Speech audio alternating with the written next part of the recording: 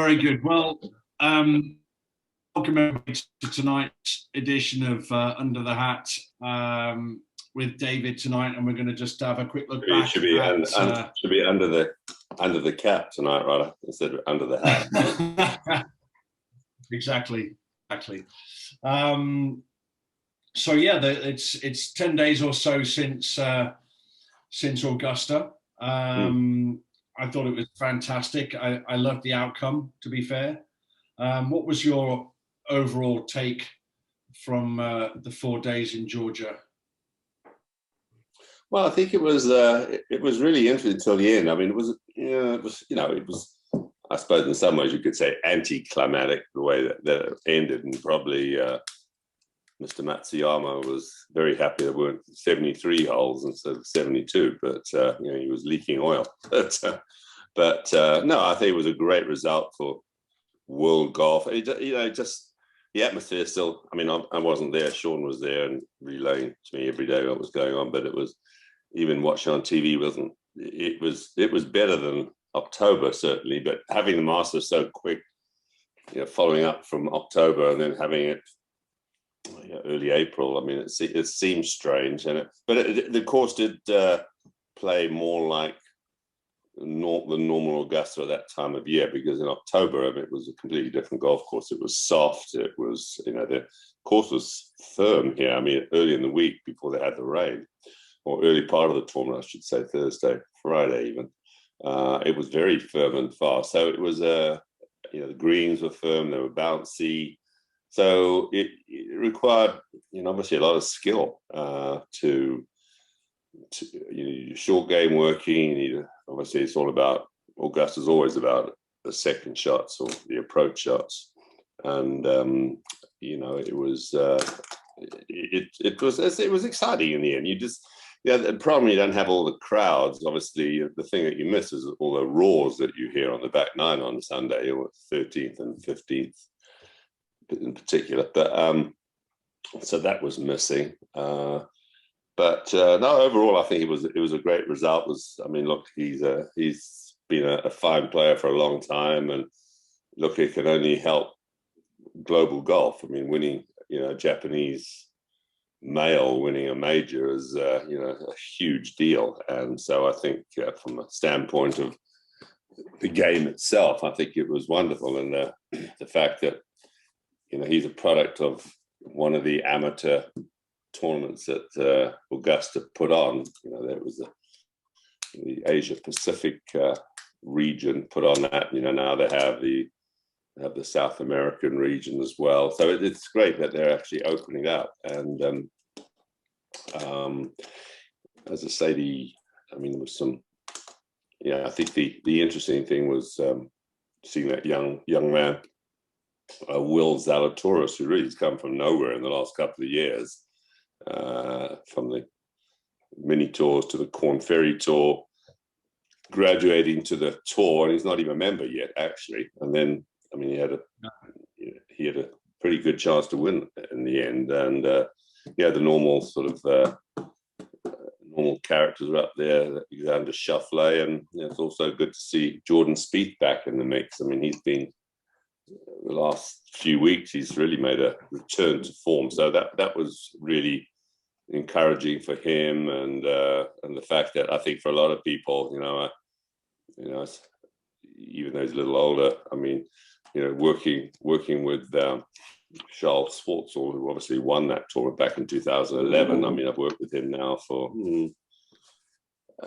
maybe a year and a half now, maybe. But and he's starting to come back in form. But it's amazing how he's lost it for longer than Jordan lost it, for sure. But still, it's hard. It's really hard mentally for these players to, even though they might be hitting it well and swinging better, it's, getting that feel back, getting that ability back to sort of change gears when you're up and there or thereabouts, or turning bogeys into pars when you need to, and just those little things that players tend to do instinctively and automatically when things are going great, and when they're not going great, those things don't happen. So I think overall, it was a great tournament. Another Masters goes by. It was typical Japanese fashion, when the caddy took the flag on the last hole and bowed. That's the sort of the spiritual aspect to it that the Japanese tend to sort of focus on to some extent, especially having spent a lot of time in Japan. But it was watching it, and I'm sure those of you, it's great that the app that they have now, where you can actually watch every player's shot now. It's really, really great. It's just there's a slight time delay, but really interesting, especially if you're looking at certain players. And Patrick Reed had a pretty good tournament overall. He wasn't. He's never happy unless he wins. So particularly his wife. But the fact of the matter is, he finished 8th, and we think of his actually short game was not sort of his normal up to par short game, and working it out. He dropped some silly shots and made a couple of boo-boos, and in fact, the last day when he scored the best, he actually hit the ball the worst. So that was interesting. But he's coming. He's showing signs, and I think that he's, as I said to him, I said, if I had to sort of compare you to Nick Faldo, Nick Faldo basically took 2 years off, and was not heard from for 2 years before he made his comeback. Well, Patrick is a work in progress, and he's played pretty well for the most part. He won a tournament, he's featured quite well, and all the while he's working on making some technical changes, which it's as we know, it's not easy. Especially, I've always felt that, look, when you get into around about the 30-year age mark, a lot of your stuff is formed, the DNA is formed. But in his case, it isn't, and so it's getting better. There's still a little bit of the old there that tends to come out under pressure, but it's interesting to see that he's sort of taking on these changes with a very open mind. And the statistics are proving that it is starting to work. It's not there yet by any stretch of imagination, but he's hitting more fairways. He's missing, it's not so much just the fairways you hit. If you miss a fairway by a foot, if you have access to the hole, then to all intent and purposes that it really is a fairway hit. You can get carried away a little bit with these stats, fairways and greens and so on. But you'd rather be on the fringe 10 feet from the hole than you would be, in the back edge, 40 feet from the hole with 3 slopes to putt over. So a little bit misleading in some respects. But having said that, I say the stats are getting better, and the interesting thing for me, working with Patrick, he's a very positive guy. He doesn't feel there's nothing that he can't actually achieve, and his goal is to be number 1. And so when you look at it, somebody like him who really has got to where he's got to. Somebody's choking out there. You all right there, Gavin? It's Barney. I think he's okay. Barney. He might just have fallen over or something, but he's fine. So carry on. Sounds like a bunch of rubble. Anyway. But anyhow, as I say, when you think in terms of the achievements that he's had in golf, winning 7 tournaments, I think it is 7, 8, something like that, whatever. A couple of world events, a major, and yet he's never been in the top 100 from as far as fairways hit or greens and regulations. So that says something for how strong the rest of his game is. And so if we can somehow up the ante in the long game department, maintain the rest, there's no reason why he can't, even in this day and age of power golf. It's power is, obviously it's a great attribute, and we know that. But the fact is, look, historically, you can look back through the annals of time, and look, in his era, Jack Nicklaus was sort of almost the Bryson DeChambeau of the modern era. There were maybe 4 or 5 players who are long, people like Tom Weiskopf, and you go back and look at those type of players. But essentially, I mean, Nicklaus was, 50 yards past the Gary Player type thing. He was sort of your average length, and Nicklaus was ultra long. So, but in the end, as I was about to allude to, great players have always been great iron players, and so being able to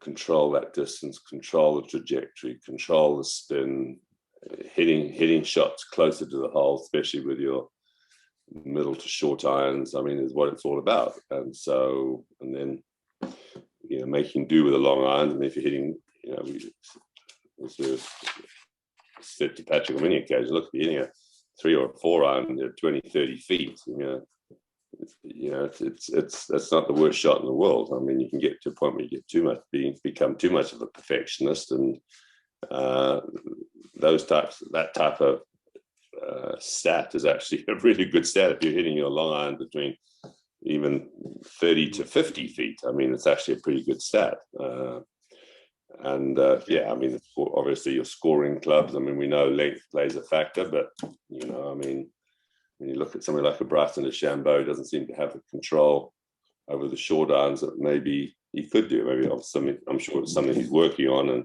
you put that in the old computer and say, right, this is where we have to focus now. So yeah, power's nice, and it's a interesting story, especially with how he's going about it, with all the, from a biomechanical standpoint and exercise standpoint, and as I say, look, it's probably the wave of the future. You're going to see better athletes, more complete players at younger ages, and who knows? I mean, the body, it's interesting. I mean, hopefully he's on a program where it's also he doesn't create any real injuries, because I mean, the body's, it's not, when you think in terms of what he does, even in practice, hitting 100 drivers flat out for an hour, I mean, that's a lot of work. And you would, so the body can only take so much. And, maybe when you're young, at a young age, it's okay. But I don't know, you get to your mid-30s or something, that might not be quite as appropriate. So, well, time will tell. But the game's evolved. And so we're looking at more of a power. I mean, it's getting that way, for quite a while. It's just there's been a lot of long hitters. It's just the fact that he's sort of taken it maybe to a slightly another, higher level, shall we say? So, but not in. Well, let's certainly didn't help him too much at Augusta. That's for sure. No, not at all. Not at all. I wanted to bring up Bryson actually, but I think I want to go back to Patrick. To be honest, and I was disappointed with Patrick's short game, and I think the one thing about Augusta is that it will definitely highlight any inefficiencies that you have in short game, which is weird because Patrick's got a phenomenal short game. I saw him flub a couple of chips, and they were challenging shots. There's no question about it. But I guess the question I've got for you is, there's obviously going to be some impact with the work that you're doing with him on the full swing, because what he was doing before benefited very much what he did in his short game. But how much are these changes really impacting the short game, do you think? Are they having that much of an effect?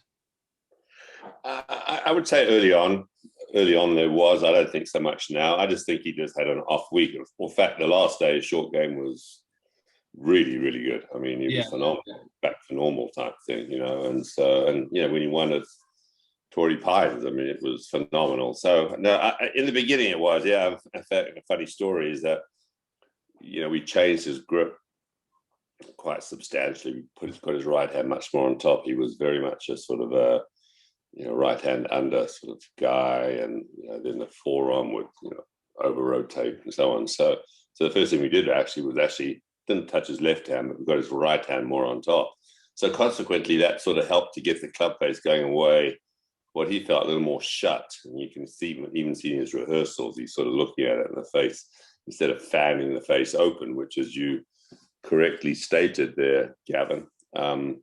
you know, was wonderful for a short game and bunker play and so on, because, you know, you fan the face open and then just release the hell out of it, you know. So you're always using the bounce, always using the loft. And so, so the first tournament that he attended, that he played after we sort of really got into it, was at Wentworth. We had a good finish, finished third, but the thing we got him to do there was actually go back to his old grip for when he had these little shots around the green, just to sort of get him to feel comfortable. Because when you got to imagine, you know, you're swinging the club face back and the club face is shut. Now, I mean, that's a whole different deal, you know, going from sort of shut to open, where his was sort of open and flipped the thing almost. And so, yeah, he went back to his old grip, but he's figured it out. I mean, he's figured out now that, you know, that with his right hand on top, that he's got to actually concentrate on the short shots and actually rotating it up. So we know that, look, it's, you know, sometimes whatever you do in the long game can bleed into the short game and vice versa. So you have to be careful of that. So, you know, that's why I'm a big fan. Say bunker play, for instance, okay? It's like, I don't like players practicing bunker shots for more than about 20 minutes, because you think about it, everything you do in a bunker shot is completely and exactly 180 degrees different from what you would tend to do in a full swing, right? Number one, you're not hitting the ball. Number two, you're probably standing slightly open, you know, less open than in the old days, but slightly open. You're squatting more, okay? You've got the face open, and then you're taking a grip. You're rotating the heck out of it, so you've got this club face really fanned open, and then you're trying to actually get the club head to pass the hands. So it's like, well, that is certainly not what you're trying to do with your full swing, hopefully. You know, hey, what a lot of amateurs do. So, you know, that's why some of them are not lousy golfers, but they can actually get themselves out of a bunker somehow. But you know, the interesting thing is, yeah, you always have to blend things with, you know, with the short game, with the partial shots, shall we say, because that was the other thing he's sort of having a little trouble with initially, was hitting those 3/4 shots and controlled shots with sort of 7, 8s and 9s and so on, just controlling his distance. But it's, you know, it's just one of those things that if you're aware of it, you know, you can fix it. So you just got to work on it, and just that's the thing in golf, isn't it? It's not just one aspect you're working on. I mean, if it was just, you know, if you're working with a long drive exponent, I mean, you'd be working on one element purely, right? Just purely figuring out how you can transfer as much energy into the club-headed impact, however you go about doing that. So that's your major focus. But let's face it, in golf, there's so many different facets to the game that you've got to be able to sort of apportion time, number one, and even technique in a different way to those different components. So, I mean, I think that's, everybody says, you know, why is golf so difficult relative to other sports? Well, I mean, think about it. Is there any other sport where you have so many variables or so many different types of shots and situations? I mean, tennis, yeah, you've got different situations and backhand, forehand, cuts, you know, top spins, you know, lobs. You've got, you know, different serves, but that's a pittance compared to what you have in golf. I mean, heck, you could have just, you know, with a 7-iron on one day, you could have 4 or 5 different shots, you know, from different lies, and to taking something off it, to, you know, hitting it higher, hitting it lower, and so on. So, I mean, that's the thing we have to look at in golf, that you've got to try to, you know, you've got to balance things up and figure out as a coach, okay, well, what is this going to affect something else? Well, if it does, we got to be careful, because we got to be aware of that. It's not just sort of charging, oh, look at that, we can change that. Look, here are your TrackMan numbers, you know, let's do this. Because, I mean, hey, you get somebody hitting up on the ball, it might screw up their iron play. Who knows? You know, you just don't know, you know. Yeah. So, yeah, so it's, you know, that's the interesting as a coach, takes experience. Yeah. Have the three of you had a debrief after the event? I mean, I somehow, I don't know why, but I just imagine Patrick picking up the phone and asking you, well, why didn't I win? But he probably knows that. But have you had a proper debrief between the three of you with Sean in there as well? Yeah, pretty much, you know, through, you know, email and what have you. And I mean, yes, he basically took the week off after that, because, you know, Augusta's a very exhausting week. I mean, mentally, physically, and everything else, you know. So he was absolutely whacked out. So he took last week, he's taking this week off and he plays next week in Tampa. So, but yeah, we've sort of gone through it, and he realizes that his short game was sort of really poor the first 3 rounds, and we sort of looked at, hey, where shots could have been won or lost type thing, and just a general. It was interesting how actually he probably swung his best the first round, which is probably pretty typical. I mean, it's like, as time went on, the old stuff sort of started to come back in, where he started to get a little long and loose, and so I told him, look, it's a process that you just got to go through, and it takes time to eliminate these habits where they become your new habits become part of you, rather than having to think these new habits, because the old stuff, it's only sort of just submerged beneath the surface, and under pressure, it'll tend to want to come out, and it's getting better. I mean, it's like, at least for every step forward, he's not taking one step back. Now, maybe 3/4 of a step back. So as long as that 3/4 doesn't go, sort of 5/8 or whatever, 7/8. I mean, then we're fine, if you know what I'm saying. But I mean, so it's like, as long as you're going forward and you're making progress, and you keep in mind what you're trying to achieve, and you come up with little different ideas and drills, which I'm constantly doing. We sent him one of those. I sent him one of those impact balls yesterday. The blue and yellow one where you put it between your elbows, because one of the things we're trying to do, especially with the driver, is to get that arm swing shorter and get that right arm pinched more. So by using that ball, he is very much a field player. So he likes doing drills and exercises, which we've gone through a number over the period. Some players don't like doing it. I think it's more difficult if a student doesn't like doing drills, or refuses to do them, or gets lazy with them, because I was talking to the TV announcer, Gary Koch. He says, it's interesting, David, I've been out here for so many years and watching all the coaches and this and that. And he says, you're one of the few coaches that actually works on drills now.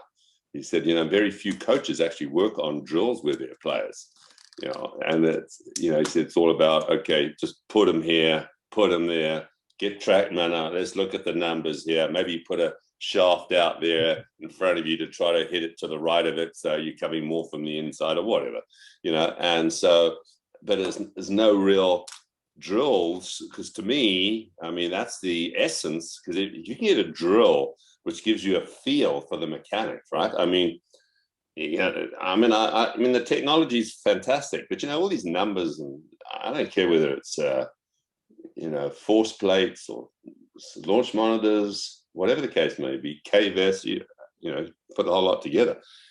Those numbers come from somewhere, from producing a certain swing that creates those results, right? It's not, they don't just drop out of the sky. I mean, that's why my argument always is, well, if you tell a tour player, listen, you're hitting 2 degrees out. We would need to get you to hit 2 degrees out. Well, you're probably taking one swing to do that. No, literally. But will that fix the problem? Not necessarily. I mean, unless you realize how you actually going about doing that, And so we know players are talented and they can do a lot of different things. But so to me, I mean, I think the drills and exercise, which I've done with players over the years, and we have, obviously a host of them. I mean, somebody like a Schwarzer, it was interesting. He said to me, David, how I learned this game? Because I used to play with his dad in South Africa. His dad was a pretty good player. And he said, well, my dad and I, we purely worked on the tape that you and Nick Price did years ago. It was a drills tape, so those of you that look back in the annals of history, it was a drills tape I did. And it was all about just drills and things that we did. He said, that's how I learned. And so really, we helped him get him back on track swing-wise, just through doing drills, which he loved. He said, geez, I just haven't done these drills for so long, and it's like, gives me such a good feel for what I'm trying to do. So yeah, I mean, look, technology is great and it quantifies, but in the end, it's like, you know, I can tell you if somebody's on their toes. I can tell you if somebody's, you know, their pelvis moves forward at impact. Okay, yeah, I mean, it can give you exact data. Well, listen, this is how much your pelvis is changing, you know. But it's like, does everyone need to know exactly that? I mean, why don't you just say, hey, listen, stick a damn Swiss ball behind your rear end, hit a few balls, and see if you can just pop the hell out of that Swiss ball with it against the wall.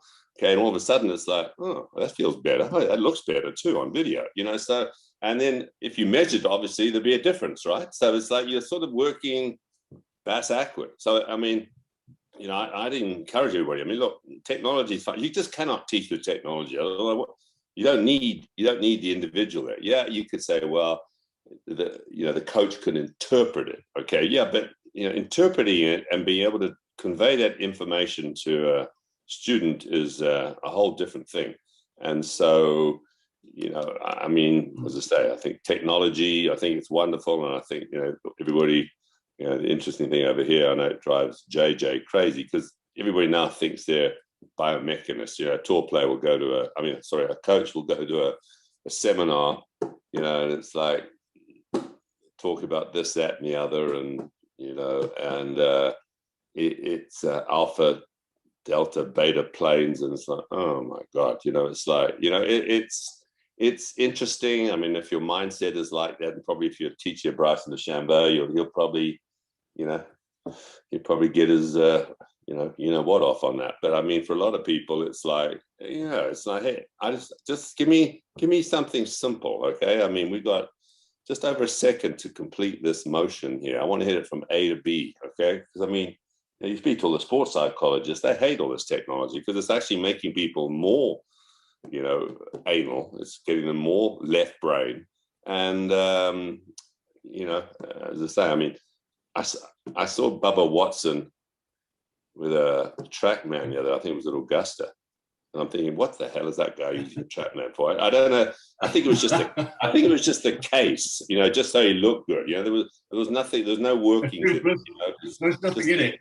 Just the case, nothing in it. No, it's like taking a briefcase with your sandwiches in, you know. Yeah. And so, but I think what he was doing was just maybe figuring out, you know, how far the ball was going with the atmosphere as it was, or maybe checking his wedge distance. I don't know what the hell he was doing, but I mean, you know, he certainly, you know, I mean, it's funny. I mean, you got Phil Mickelson there, who's very much a field player. He's got two of them going. He's got Foresight and TrackMan going. I'm going in warming up. Okay. Really? So, yeah. Anyway, yeah, I mean, certainly hasn't got him hitting any straighter anyway, you know. So, you know. Interesting. Patrick loves the boomerang, right? Hmm? Patrick loves the boomerang, doesn't he? Yeah, he does. He really likes the boomerang, yeah, which we just got in finally after, I don't know how many, I don't know, I mean, you can blame, I think we should call it the COVID rang or something instead of boomerang, because I mean, it's been delayed for, I think they're arriving next week, which would be nice to have a whole shipment of those in. But yeah, I mean, it's a simple tool. It's it's nothing, you know, it's not rocket science. I mean, you use the head gun if you want, just don't have to bend over to pick it up. That's the only difference, you know. But you know, it's, yeah, you can do different exercises with that. I mean, you can use it right arm, you can use it left arm. You can actually, if you want somebody to get more extension through the ball, you can get them to let it fall out post impact. You can, if you want somebody to get a little more floaty with the elbow, you can get the right, get to fall out on it. So, you know, you just got to use your ingenuity a little bit, you know, with it. And so, but it's a nice way of being able to, you know, keep some sort of connection or link between, you know, either arm and your chest, essentially. Yeah. So a couple more things I just want to talk about before we open up the floor. I felt that we had a couple of top 10 back nines over the course of the week. I thought, actually, well, Justin Rose's back 10 was pretty special, wasn't it, in the first round? And I thought Hideki's was pretty good in the third round. What were the highlights for you then over the course of the week?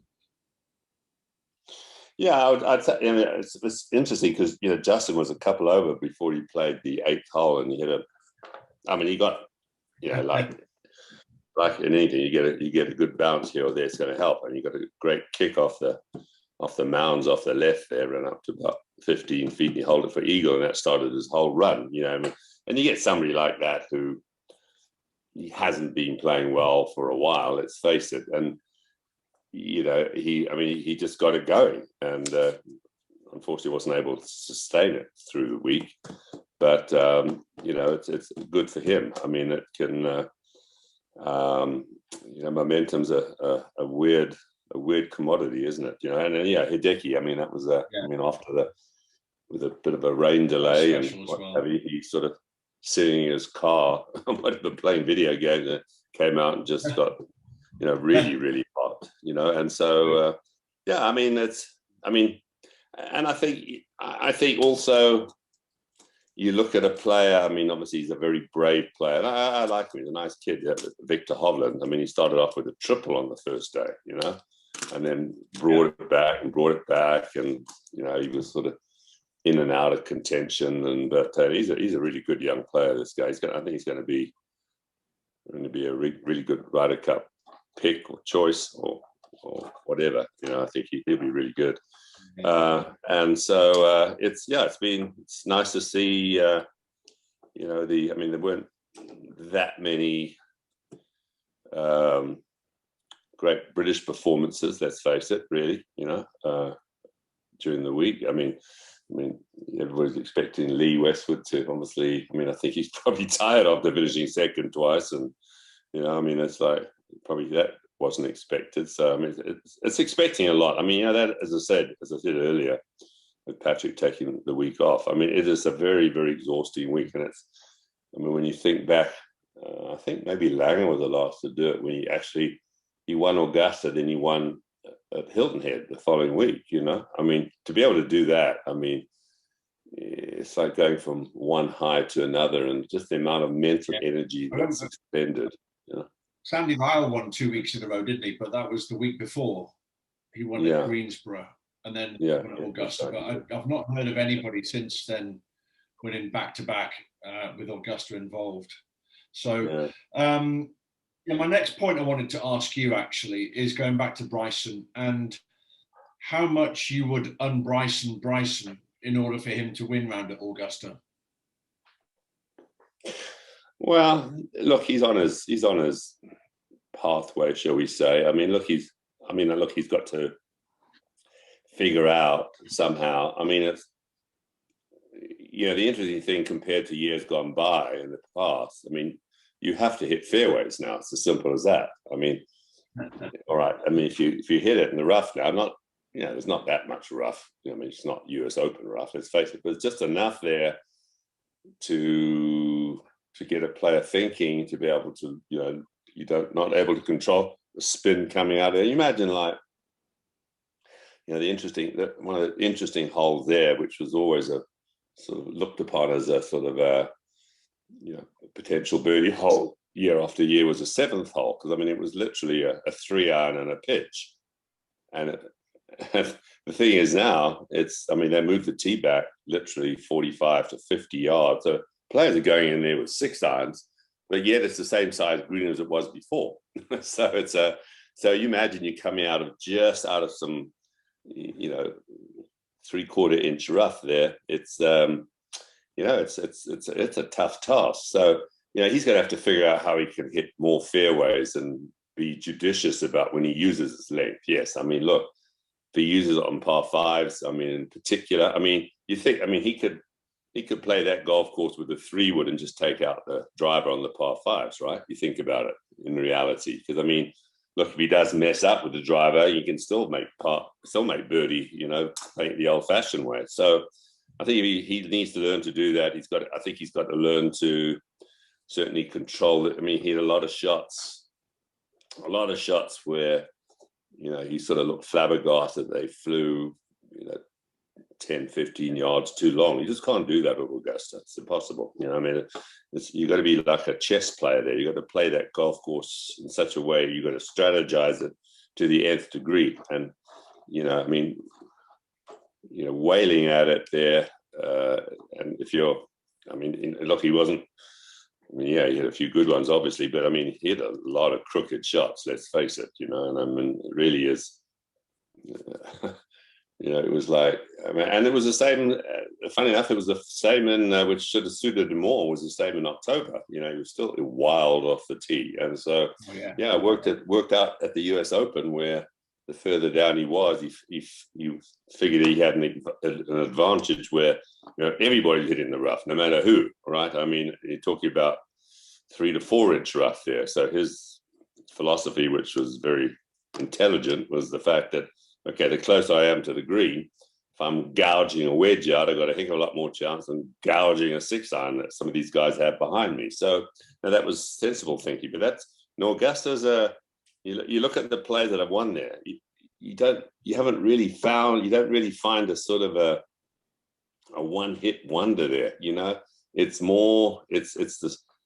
You know, you've got players who maybe have won once there and not sort of done anything else. I mean, you can say that about Fred Cuff, but normally you find those players to some extent, they might not win more than one, but they compete in the tournament in subsequent years. So you don't find some guy, you know, some first-time winner, very seldom. Right, what was the first time? Was Fuzzy Zeller, I believe, right? That was, or the last time, I should say. But, you know, and he featured in future Masters after he won that one. But so it's a thinking man's course. It's an iron approach type golf course. And you know, the trick is, in particular, I mean, you've got to play the par threes intelligently, because those par threes, those are 4 tough par threes. I mean, maybe 16 is you know, even there you can get into trouble, as we've seen. But you look at Alexander Schauffele, I mean, that's where he boobed up, didn't he?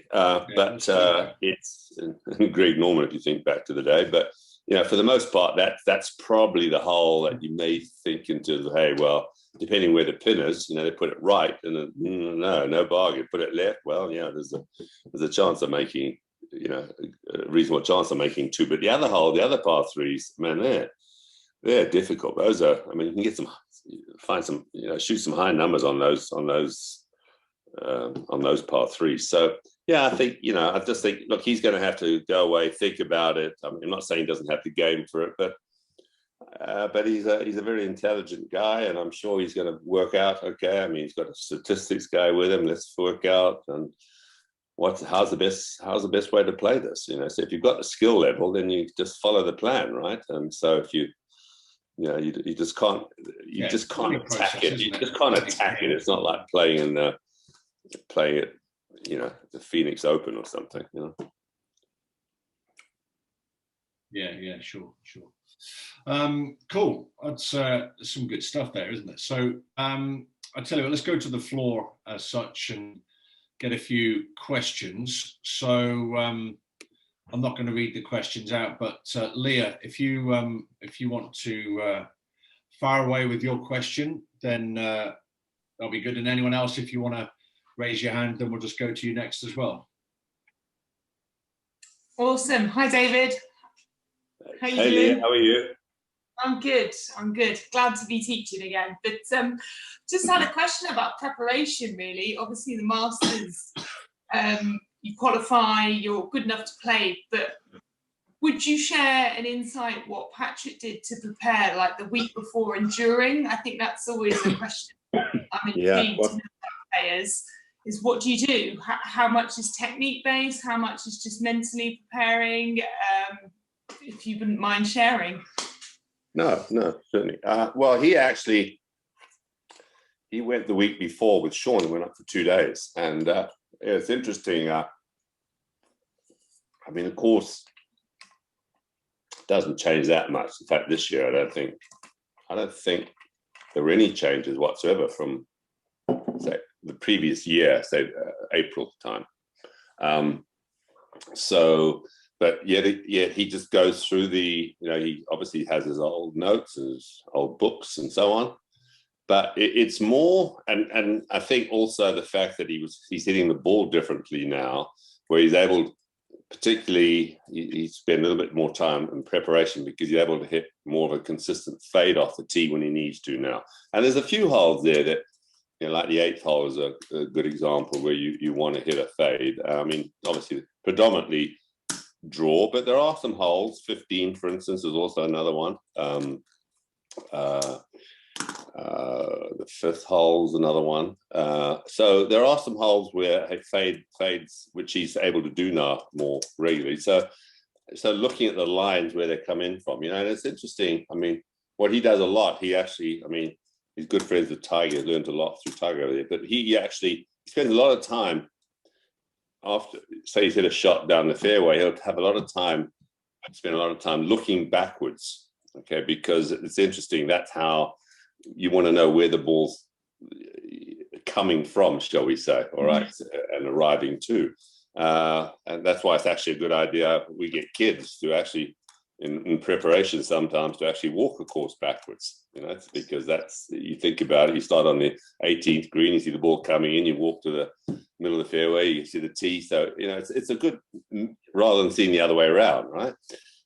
Which is normal. So he spent a lot of time, and they spent an awful lot of time on, even though he had his notes, and he remembers it to a large extent, but it's still, you know, it's so important that you miss the greens in the right place, where you think about, okay, hey, if the pin is, for instance, if the pin is left on the 8th hole, for instance, and you don't want to miss it left, okay, you have to miss it right. So if you're gonna bail out, you bail out to the right. So it's things like that. I think just it's more, you know, preparation, depending on like a course like that, for someone like a Patrick, is, you know, it's a twofold thing. The fact that he re-immerses himself, shall we say, in, okay, really getting into the golf course. It's like he didn't do it 2 weeks before, so he played the golf course where it's not exactly the same because the greens are firmer and faster the week of the tournament, but still, you know, the fairway heights are the same and so on, and the rough heights the same.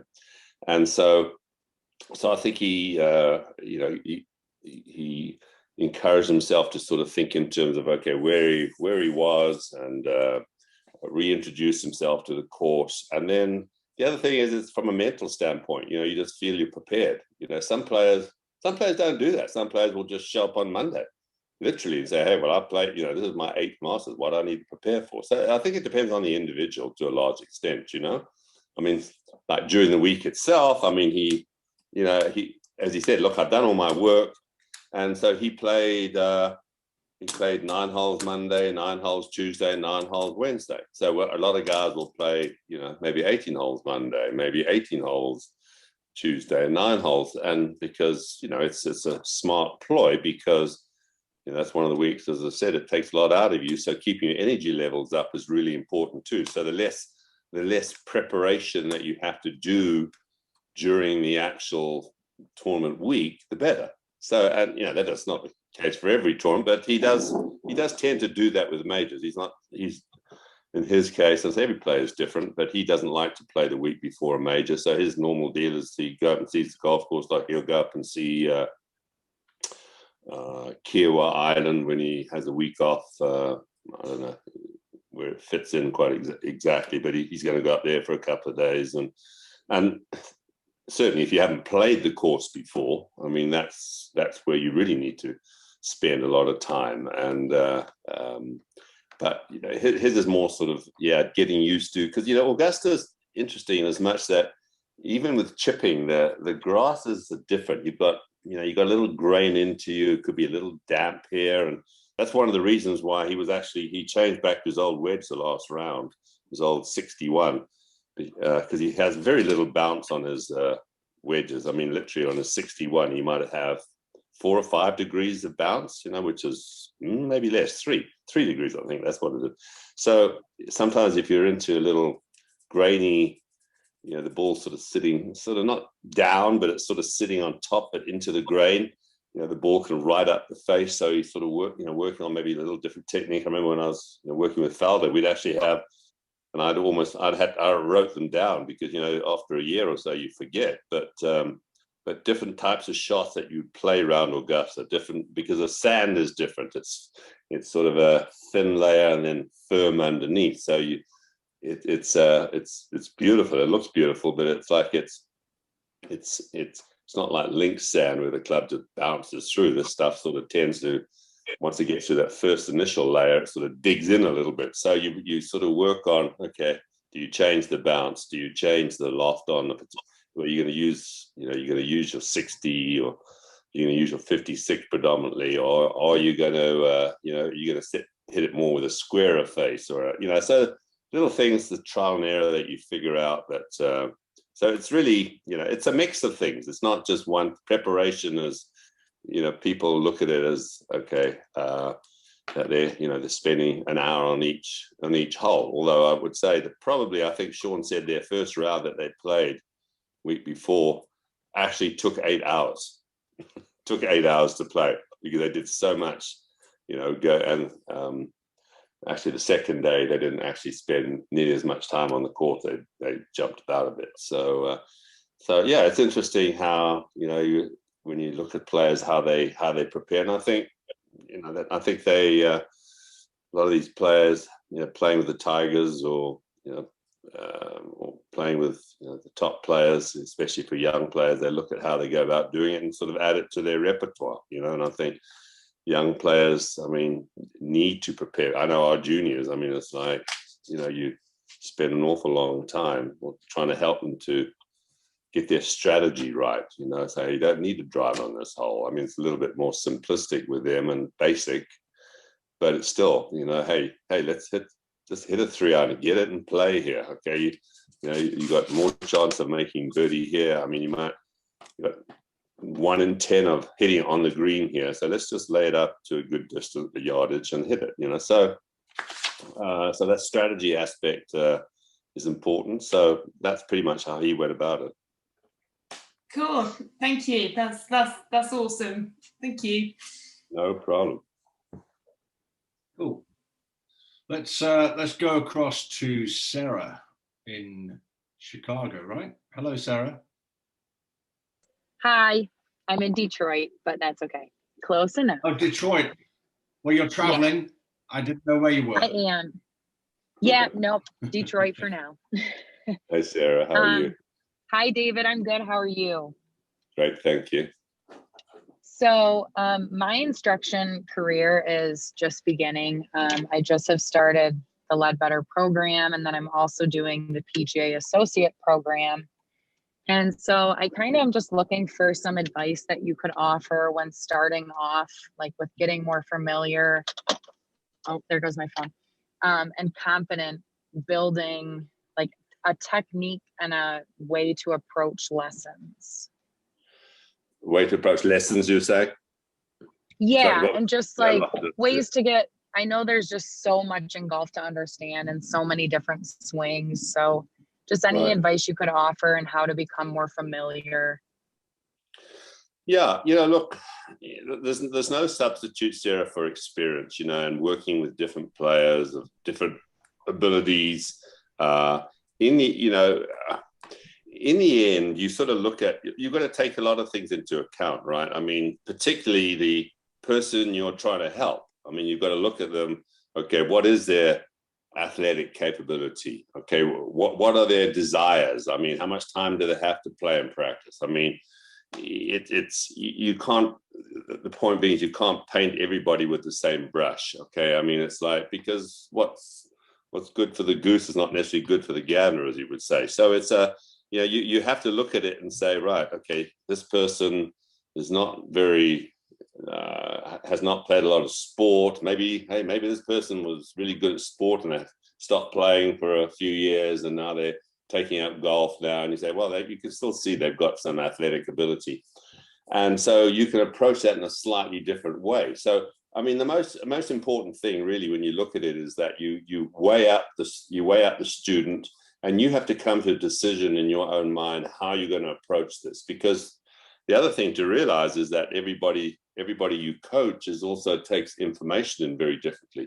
Some people are verbal, some people are kinesthetic, some people are more visual. And so will they, if they're a visual person, you know, for argument's sake, somebody keeps saying, yeah, I see what you're saying, which sounds strange to say, that I see what you're saying, it does not make sense really in reality, because you can't see what somebody's saying, you can, unless you lip read. But I mean, the thing is, what you're basically doing is like maybe you'll be demonstrating, or maybe getting him in a mirror or showing him on video. Some people who who may be more feel oriented, and this is something, you sort of have a sense after a while, if they're more feel oriented, you put them into certain positions, you may be doing certain drills and so on. So you follow, you've got to follow your instincts in that regard, because there's no substitute for instincts. Look, all the technology in the world is you're not gonna put somebody swinging there and out will come a little piece of paper saying, okay, hey, you need to do this, this, this, and this, work on this drill and that drill. Unfortunately, that's what some people would love. These computer geeks, they would love for the game to be like that, where you could pigeonhole it. Well, if that's the case, then we're out of a job. But that'll never happen, because it's all about communicating. You want to be able to say, you might have to say one thing many times to get through to a person, rather than many things. I mean, talking less is actually really good, really good. Okay, so how does that feel? What are you sensing there? Can you see what we're trying to get you to do? I mean, so you're using all these things because you've got to get feedback from people. I think there's a danger, especially as a young coach and teacher, to express how much knowledge that you know, okay, and try to implant everything. Well, that's not what you need. I mean, it's like, as I always said to tour players, look, you only need to know what you need to know, okay? You don't need to know everything I know, because it's like, what I know is for different people, okay? I mean, we don't teach all the same people. And so it'd be pretty boring if we did. So it's a case of really gearing, obviously getting your basics down. I mean, look, basics are basics, right? But, grip, setup, how you pivot, how the plane of the swing. I mean, even that can vary. I mean, so I would say to you, I mean, look, I'm going on here because there's a lot of different things. It's just not one thing I can say, give you a piece of advice and say, hey, do this, do that. But I would say, listen to your students, see what they want, and try to learn as much as you can, so you can teach it as simply as you can. That's probably the best bit of advice I can give you. Learn as much as you can. I mean, the more you learn about, the golf swing, I mean, even from different sources, okay? I mean, the PGA of America, hey, they do I mean, I've been teacher of the year and what have you, so, but I'm not out of school talking here, but I mean, I don't, even ask Susie Whaley, they don't do a hell of a good job in coaching and teaching teachers, to be honest with you. It's all, this is the way you do it type thing. Well, there's ways of doing it. And so you learn different stuff, and, it's interesting, and you try to implement it in a way. Look, as many great teachers that I've had who worked for me through the years, nobody's taught exactly like me. Nobody. Okay, they can't do it. They can learn stuff from me, and a lot of stuff I do, I don't even know why I do it. I mean, people will say, why'd you do that drill with them? And I'd have to think, okay, well, I did it for this reason. But I really don't want, excuse me, a bunch of clones out there, because if you do that, I mean, I'll tell you an example. When I first came to America years ago now, but there was a very famous coach in Britain who actually I had a couple of lessons from, because I actually took lessons from different teachers just to sort of, just expand my knowledge. His name was John Jacobs, very famous coach, and one of the best. And he was very simple in his approach, very simple. In fact, his whole theory was based around 2 turns and a swish. I think that was what he told me at one time. Yeah, it's just turn back, swish, and turn through. All right, well, that's pretty easy, So it wasn't much more complicated than that, to be honest. And so when I first came over and I taught in Chicago, that everybody, they had Hank Haney there, and the whole area was sort of a John Jacobs sort of cult area. And they said, listen, you have to teach like John. Can you teach like John Jacobs? Well, just to get a green card, I said yes, you know. So it's like I said, I knew what Don Jacobs taught, but the interesting thing was that I actually had to think so hard. It was like learning a foreign language. It was like, you know, phonetically, it's like if you speak English and you want to speak French or Spanish or something, you get the English thing, you transfer it into French, say, and then you speak it, right? And whereas if you're fluent in French, you think French and you speak French. So I had to sort of think, what would John Jacobs do here? Okay, what would John Jacobs do there? It was the hardest time for me to teach. I tell you, that lasted about 2 months with me. And I just went back to what I did. And I wasn't very popular because, you know, the pro and all the other assistants there all taught like John Jacobs. And I had all these people coming to see me because they were sick of the John Jacobs philosophy. And I had something a little bit new and fresh. So I wasn't the most popular person out there. But, you know, when you coach, I always found, you know, country club life over here, when you teach the president and he starts playing better, then your job is safe, you know. So anyway, that's the way it works. But you know, what I'm trying to say is that, you know, learn as much as you can from different sources. Don't rush it. Help people. Keep it simple. And don't be, you know, if it's not working, you know, maybe your philosophy is correct, but maybe your verbiage is wrong. So you just, okay, so let's think about it this way, or let's talk about it this way now, you know, just because you'll soon see if the message is not getting across, okay? And making, you know, lots of practice swings. And I do simple things. Just say, okay, look, okay, make a practice swing. Let's have a look at this after you've discussed maybe the theory, and they look at it and say, wow, that does look way better. You know, people get excited about that because you're always trying to build positive feedback, right, from these people. And so, you know, we know that people, when the ball gets in front of them, you know, that's a Jekyll and Hyde situation. They completely change their character. You know, it's like they go from, you know, just from some sweet swinger to somebody who's trying to, you know, bury a pickaxe in the ground or something. So the thing is, it's like, you know, get them to make practice swings, get them to make swings with their eyes closed. And remember, the whole thing is, look, ultimately it is, how do you generate, in simple terms, how do you generate as much energy into the ball through doing it with the motion of your body, your arms and your hands? How do you generate that? How do you get that club face square at the point of contact? So, and sort of work back from there rather than saying, okay, this is, you know, hey, you're swinging way too upright or you're swinging way too long. I mean, you know, there have been some great players, you know, Bubba Watson included, John Daly, who, you know, had long swings, you know, and so it's like, so you've got to look at it from a standpoint, there's no, as I say, there's no perfect swing. There's a perfect swing for that particular person, but there's no one perfect swing. Thank you. Hopefully, Thank you. a few words That of wisdom. helps a lot. But you know Yeah. what? You never stop learning. I can tell you this, Sarah. You never stop. You know, once you think, oh, okay, I think I've got the secret for A, for playing, or B, for teaching this game. That's probably the kiss of death, because it's like, you know how it is. Okay, this feels really good. I'm playing great, and then the next day you get up and it's like all of a sudden it's gone. And that can happen with teaching too. Believe you me, it's like, you know, you have a lot of success and okay, well, I'm going to try this on this person. I'm going to try the same thing on that person. It might work for a couple of people, but the next person comes along, it doesn't work. So you got to be flexible and versatile in your approach. Still having a basic knowledge of what you're trying to achieve, you know? Yeah. So try this next time. I'll end up with this. Try this next time. So try it. This is how I do it. Believe it or not, I'm giving away a secret here, but not really, but I had to figure this out. I look at a player and I take into account their build, their talent level and what have you. I look at a player, watch them hit a few, and I get a picture in my mind of how I think that person should swing. And that's my model that I work towards.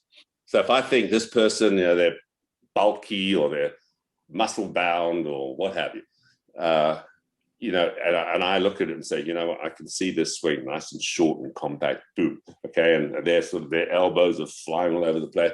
Well, I'll have that picture in my mind, and I'll work towards a picture of what I think is their particular model. So I try to create a model for that person in my mind, and then work towards that. All right, I got your secret now. There, you got it. Thank you. That doesn't mean you're certified, Sarah. You've still got work to do. Not yet. Well, good luck to you there, Sarah. Nice to Thank have you. you. Nice to have you on the team. Yeah. Cool. We've got time for one more. I know Steve has been waiting very patiently, so I'm going to go over to Steve, who's going through some pain in Canada. God bless you, Steve. So over to you, mate. I'll let you take hold of the technology. I was looking back through that shot at Oak Hill. I think it was 95. The wedge shot he hit into 18. Oh, against Curtis James, right? I don't think it was Curtis. I think it was Bill. Would it have been Bill J. Haas? J. Haas, maybe? No, I think it was Curtis. I think it was Curtis. Curtis. Oh yeah, Phil Bolton was playing. Sorry, yeah. So. Yeah. What I noticed about that swing is he really shallowed that club an awful lot on the wedges. And from what I heard, I don't know this for a fact, that he worked really, really hard on, controlling distances with his wedges. In this fad that we've had the last 2 or 3 years about shallowing the club so much, my question was, when I looked at other swings at that same period in like the longer clubs driver, he didn't seem to shallow it as much as he did with the wedges. Was that something that was just a byproduct of what you were working on, or was it something that you consciously tried to do? Yeah, he was actually, I mean, he did shallow the club virtually with every club in the bag, not as much as Nick Price did. Nick Price was very noticeable. I mean, he was really my original A swinger, if you will, where it was up and it was shallowed, and it was, to some extent, actually, and I always used to say this, look, I mean, when they said, oh, isn't it difficult working with, so many really good players at the time, whether it be at the prime with Nick Price and Faldo and Ernie and, whoever, I mean, a whole host of others. So not really, because the thing is, they're all different. And I actually learned a lot from, Nick Price was such a great iron player. And the one thing we did with Faldo was to make sure, even though we got his body more rotary, and the club was a little bit more rounded, but I sort of pretty much insisted that, okay, that the plane was steeper going back and shallower coming down. Now, the thing is with the wedges, there's going to be a more appreciable, shall we say, steepness of the plane going back, right? I mean, it's just, the club lends itself to being a little more up on its end, right? So even though, I mean, and if you look at him, he still had that sort of body movement there with his wedges that he did, to a lesser extent, not as dynamic, obviously, but he still had that sort of up and down look. So it looked a little bit more accentuated. But if you actually go, I mean, I've got a lot of old swings of his, but if you look at even 6 irons and even drivers to a certain extent, there was a distinct shallowing, not as much as Nick Price, because Nick Price was very vertical and very, it would change directions, in a very shallow manner. And to some extent, Nick did that. He was actually, when I started working with Nick Price, he actually used to hit quite a few shanks in his early years, because he had the club around him long, and then he shallowed, so the club would get stuck behind him. So he got the club more in front of him, so he was still shallowed, but the club was actually coming down in front of him. So, but that's another story. But I mean, look, it's as we say, I mean, the wedge swing to some extent is a mini version of the full swing, and I think it's just more of a visual, optical thing there, where the club would go up and it would go down, and he was very much, his thoughts, and he still uses that terminology a lot when he's commentating. He when he got the club up, he loved to feel like he was hitting it with his chest. So his body always would keep moving. That's a really good thought for pitching, for chipping. It's like, if people can keep their chest moving, you can actually learn to release the club correctly. The players that sort of hang on to it a lot, it's almost as if the chest stops, and that's when the club sort of gets a little bit diggy, and you always hear about trying to return the shaft on little pitches, little ones, and chip shots to the position where it started to address, right? And so, and to some people, when they do that, they actually feel like they're getting scoopy with it. But as long as you keep your chest moving, you'll find that you're not going to have the look where where you're flipping it or scooping it, but it will get to the point where you're releasing the club, and so the chest keep moving. So that was Nick's big deal, and we sort of worked a lot on working it back different distances. Pretty much he used to work by times on the clock, so he was ultimately a 4-wedge guy. He was 3 wedges in his early career, but he's 4 wedges. But he would literally, okay, here's my 9 o'clock swing, and he'd rotate through, and here's my 10 o'clock swing. He sort of used to have 3 swings with each, if I remember correctly, 3 swings with each wedge. So essentially he had 9, and I mean, that you can remember that was a time where way back when Tom Kite was was sort of brought out the 4 wedges, and he worked with Dave Peltz and worked on the clock system. And I mean, he even had it written on his shafts, okay, grip it half an inch down, swing it back to 9 o'clock, it would go this distance, swing it, grip it 1 inch down, swing it back to 10 o'clock, it would go to this. So, I mean, it was pretty complex, but, it worked for him for sure. So we sort of, I don't know, we abbreviated that system, but to a point where he felt really comfortable with it. And so, but he had such great feel too, because if I mean, having worked with Sevi Ballesteros for a year, and getting a lot of feedback from him, I always asked him, I said, how do you judge your distance? He says, I think he said, I see, I feel, I do. That's it, So hitting thousands of shots, and that's actually the way Patrick Reed is. He couldn't tell you how far he swings it back. He doesn't know. So it depends on, if the person's much more of a field player, or if they're more analytical, or if they're somewhere between the two, which is what Nick was. He was somewhat analytical, but very much field as well. So you sort of try to blend the two, and that's what you try to do as a coach, right? You try to figure out, okay, what's the best approach to work with this, and then you to some extent you sort of you work with them and try to guide them with their philosophy rather than just try to change it completely. I mean, if Patrick Reed, he knows, okay, he knows approximately if I swing it to here, with my 57 degree wedge, I know if I swing it to here and work and rotate through, it's going to go X distance. Now Justin Rose, for instance, he actually has he has 3 different distances, and each one has 3 different speeds.